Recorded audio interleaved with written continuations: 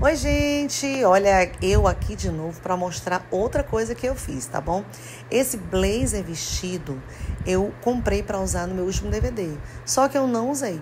E aí eu resolvi dar uma nova cara a ele, já que eu nunca tinha usado, vou fazer uma coisa diferente.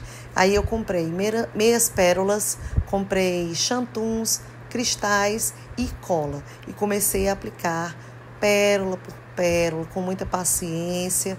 E com certeza tem que ter brilho, né? Tem que ter esses pontos de luz aí, porque senão não é a Beth Nascimento. Tem que ter muita paciência, tá, gente? Mas você também pode fazer em casa.